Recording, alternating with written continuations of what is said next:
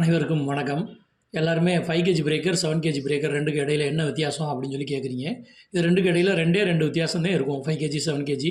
5 கேஜின்றது கிட்டத்தட்ட 20 வருஷமாக ஃபீல்டில் இருக்க மாடல். இது இதிலேருந்து சில விஷயங்களை கூடுதலாக செஞ்சதே 7 கேஜி பிரேக்கரு. 5 கேஜியில் முன்னாடி அந்த டூல் ஹோல்டர் இருக்கணும்.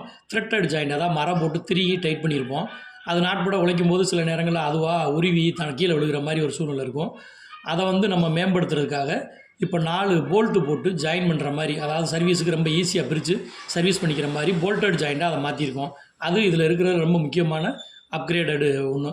அதுக்கடுத்து பார்த்திங்கன்னா, இந்த பிஸ்டன் பம்பிங் ஏரியா, பம்பிங்கில் இந்த சிலிண்டரும் சரி, இதில் போட்டிருக்க பிஸ்டனும் சரி 35 mm மாற்றிருக்கோம். 5 கேஜியில் 30 mm, அதாவது 30 mm தான் இருக்கும்.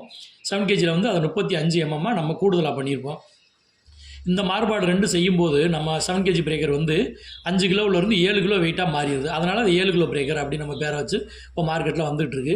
மற்றபடி இந்த பிஸ்டன் 2 மடங்கு அளவுக்கு ஒருத்து நல்லா பம்பிங் அடிக்கிறது வித்தியாசம் இருக்கும். 5 கேஜி எவ்வளோ அடிக்குதோ அதை காட்டில் டபுள் மடங்காக பம்பிங் இருக்கும். அதனால் நல்ல பஞ்சிங்கும் இருக்கும். இப்போ நம்ம 7 கேஜி பிரேக்கர் DDI ப்ரோங்கிற பேரில் 4200 ரூபாய்க்கு கொடுத்துட்ருக்கோம். 5 கேஜி பவர் ஹுண்டாங்கிற பிராண்டில் நம்ம 3500 ரூபாய்க்கு கொடுத்துருக்கோம். இப்போ ரெண்டையுமே காமிச்சிருக்கோம். பார்த்தீங்கன்னா அந்த 2 பிரேக்கரும் நம்ம இப்போ மார்க்கெட்டில் சக்ஸஸாக கொடுத்துட்ருக்கோம். உங்களுக்கு 5 கேஜி வேணுனாலும் 7 கேஜி வேணுனாலும் நம்மளை நீங்கள் வாட்ஸ்அப்பில் தொடர்பு கொள்ளுங்கள். தமிழ்நாடு முழுக்க எங்கே வேணாலும் பார்சல் சர்வீஸ் மூலமாக அனுப்பி வைக்க முடியும். நன்றி, வணக்கம்.